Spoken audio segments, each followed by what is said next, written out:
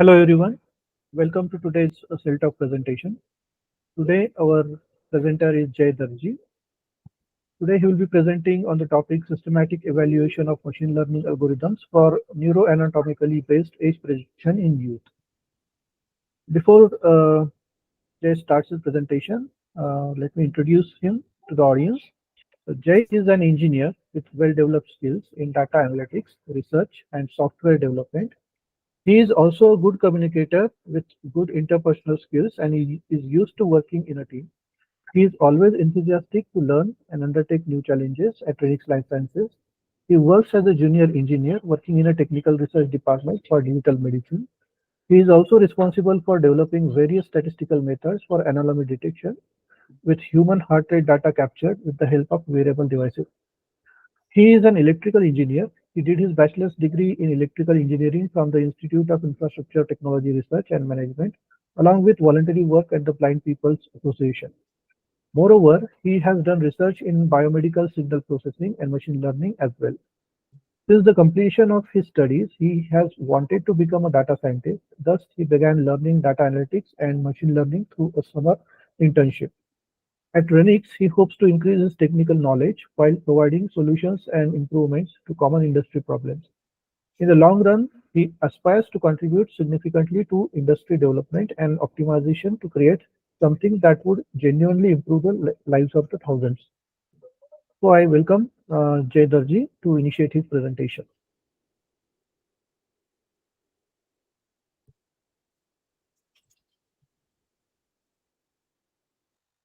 Thank you, Dr. Vijay, for the introduction. Hello, everyone. I am Jay Darji, and today I'll be presenting about a research article from Amir Hossain and group. The title of this research paper is Systematic Evaluation of Machine Learning Algorithms for Neuroanatomically Based Age Prediction in Youth. So the topic selected was longevity, and this paper was published in Human Brain Mapping in 2022, which has an impact factor of 4.8.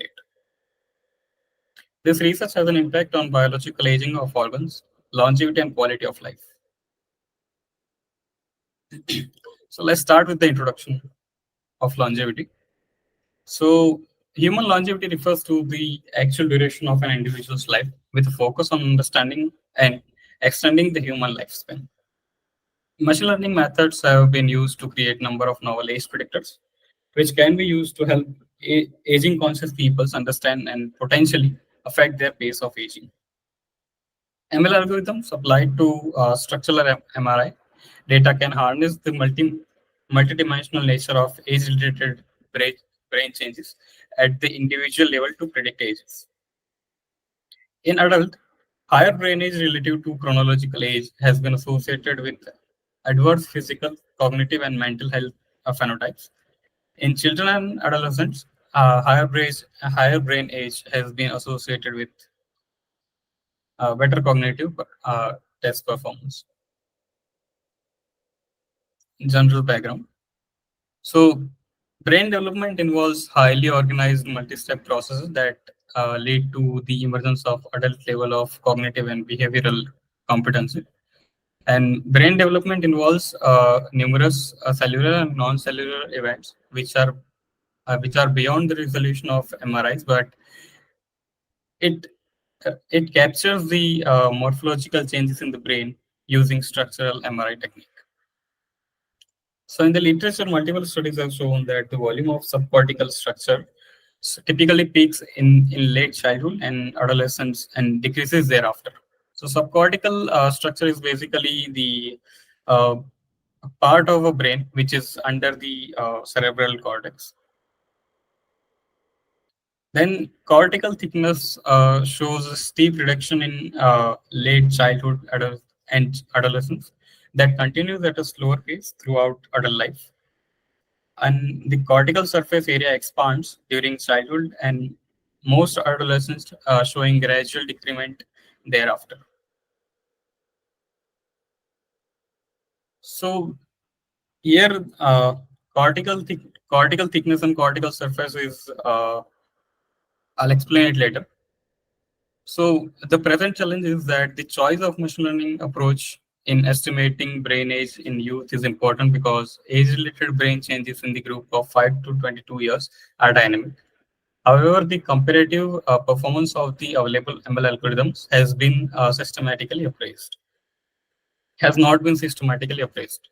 So to address this gap, the present study evaluated the accuracy in terms of mean absolute error (MAE) and computational efficiency of 21 different machine learning algorithms using structural MRI data from 2,105 typically developing individuals aged 5 to 22 years from 5 cohorts. And this study uses MRI data, MRI scans from 6 different cohorts. The first one is autism brain imaging data exchange, then ADHD, then third one is human connectome project development. Fourth is child mind institute. Fifth is adolescent brain cognitive development. Sixth is pediatric imaging, neurocognition, and genetics data repository. So out of this five will be used for training the machine learning models, and the sixth one will be used for testing of all the 21 algorithms. The data here was collected from multiple sites from 8 different countries. Only psychiatrically healthy patients were high quality anatomically brain scans from each cohort were included. So the next step is the image processing. Basically, this is done to enhance the quality of an image. So image processing was implemented to generate cortical parcels based on Schaffer scheme by projecting the parcellation onto individual surface space and using the MRI anatomical stats function to extract the cortical values. So here, uh, cortical parcels are the, if you can see on the screen, then there are blue different regions on brain scan. So these different regions are called cortical parcels, and the thickness of particular region is called cortical thickness, and the area is called the cortical surface. So basically in this study, they have used 400 parcel resolutions, which means that they are dividing the entire brain scan into 400 different regions, and then they are identifying the cortical thickness of each and cortical surface area of each parcel. So for the training purpose, for each brain, we will have 400 cortical thicknesses and 400 cortical surface area to feed to the machine learning algorithms. This 400 parcellation scheme has been shown to have good stability, signal to noise ratio, and performance in different contexts. So these were the reasons to use this particular number for dividing the brain scan.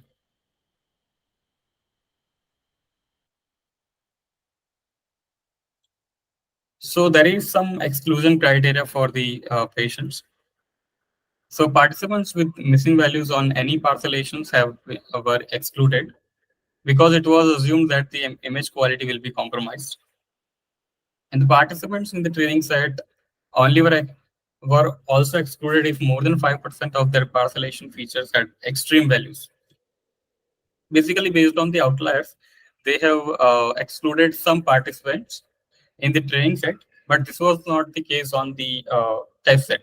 They did not exclude any patients based on outlier value in the holdout test set. So as I explained this, that blue regions are called cortical parcels, and these are for different algorithms, that which particular parcel is contributing more to the overall performance of the model. The bluer the region it gets, the importance of that particular region is more in the end performance of a model.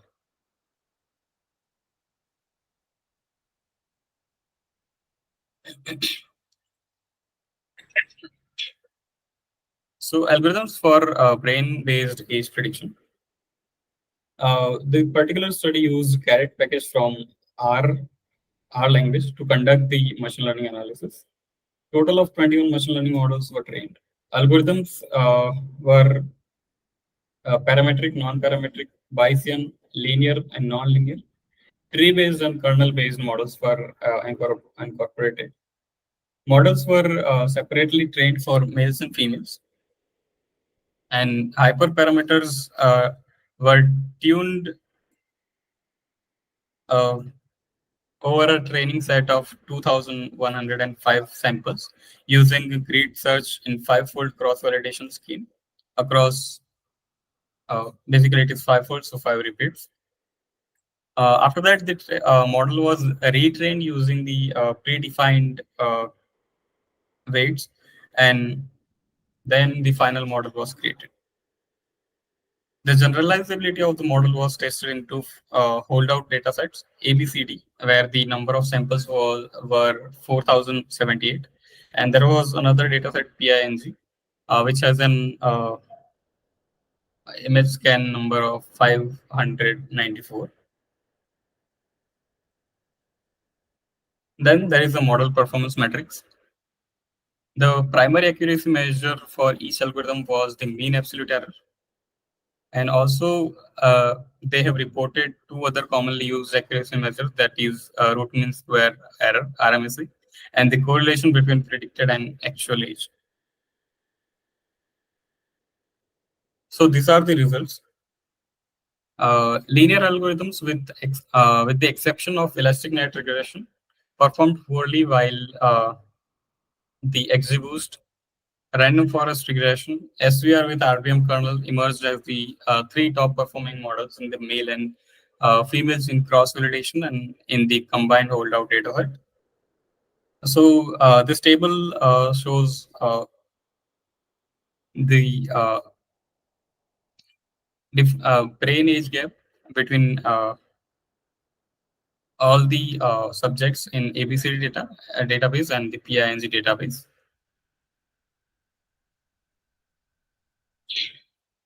Yeah, so these are the scatter plot of predicted age and chronological age, and the best fitted line among them. So here, XGBoost tree, RBM with radial bias, and random forest giving the better result as seen here. And the algorithms like SVM linear, then Gaussian linear are the, and here Bayesian GLM is was performing algorithms. Other algorithms like PCR, Gauss, Poly are also good, but they are in the top 10. They are also performing competitively to the models like XGBoost and Random Forest, but in terms of absolute values, the XGBoost and Random Forest are better in top three. So this leads us to discussion part. In the present study, extreme gradient boosting with having mean absolute error of 1.49 years. Random forest regression is having mean absolute error of 1.58 years. And support vector regression is with radial bias function is having mean absolute error of 1.64 years. Emerged as the three most accurate models. They observed a lower mean absolute error for female compared with male across most models. Two recent studies also undertook benchmarking of methods used for brain age computation in adult, examined the performance of multiple algorithms tested in this study as well, in participants with the age range of 18 to 94 years. The range of mean absolute error values in both the studies were ranging from 3.7 to 7.1 years, which is numerically higher than that observed here, probably because of the wider age range.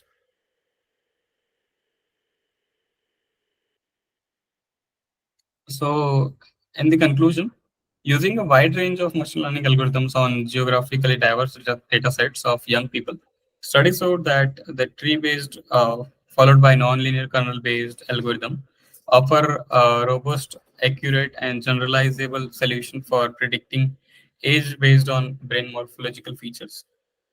And linear algorithms consistently underperformed compared with other algorithms, probably because of the multipolarity of the neuroimaging data, as suggested by the relative better performance of those linear algorithms that are based on covariance. The impact of this research is that it will be the finding of this study can be used as a guide for quantifying brain maturation during development and its contribution to functional and behavioral outcomes. And finding of this present study would be used as a guide for optimizing methodology while when quantifying brain age in youth. So thank you so much everyone for patient listening, and you can find me at jay@renix.org.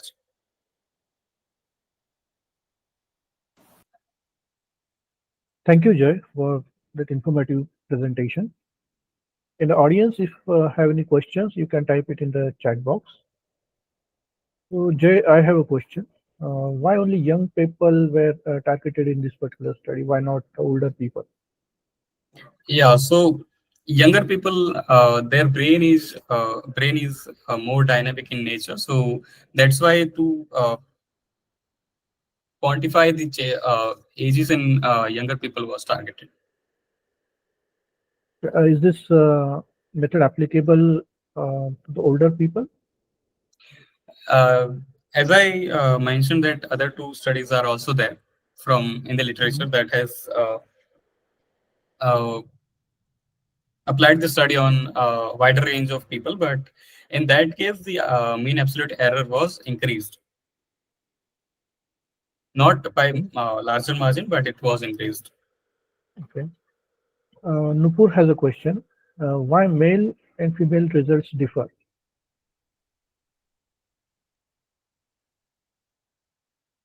Uh, I'm not sure about it right now, but I can tell you later. Okay. Uh, I don't see any other questions, so we can conclude. Can you go to the last slide? Yeah, sure. So our next CellTalk presentation will be by Isha Shah, and she will be presenting on 17th April 2024. Thank you everyone for joining this CellTalk session.